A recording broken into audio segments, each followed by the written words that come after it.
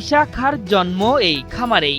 দ্রুত বেড়ে ওঠা এবং রাজকীয় ভাব দেখে মালিক খায়রুল মেম্বার নাম রাখেন ঈশা খাঁ। তিনি পেশায় একজন কৃষক। ঈশা খাঁর মাকে অন্যত্র বিক্রি করে দিলেও তিনি সন্তানের মতোই লালন পালন করছেন ঈশা খাঁকে। প্রতিবাদী ভাব দেখা তখন আমি এক সময় চিন্তা করলাম যে ওই বাংলার 12 ভূঁইয়ার যে ঈশা খাঁ, যার জন্ম ব্রাহ্মণবাড়িয়া, তীব্র প্রতিবাদ করিয়া যেভাবে উনি ওই বাংলাকে জয় রাখিয়া উনি যেভাবে আগায়া গেছেন, তো ওইটা ওনার ইতিহাসটা আমার মনে সারাক্ষণই ধাক্কা দেয়। এই গরুটা যে উটনি এবং তার প্রতিবাদী যে স্বভাবটা, ওইটা দেখে হঠাৎ করে তার নামটা আমার মনে পড়লো। সেই নাম অনুসারেই তার নামটা রাখলাম, যে তারও তো উটনিটা এইরকম। ঈশা খাঁ এখন রাজত্ব করছে নেত্রকোনা সদরের কাইলাটি ইউনিয়নের ফচিকা গ্রামের একটি খামারে। দীর্ঘদিন লালন পালনের কারণে ঈশা খাঁর প্রতি অসীম মায়া মমতা তৈরি হয়েছে খায়রুলের পরিবারের সদস্যদের।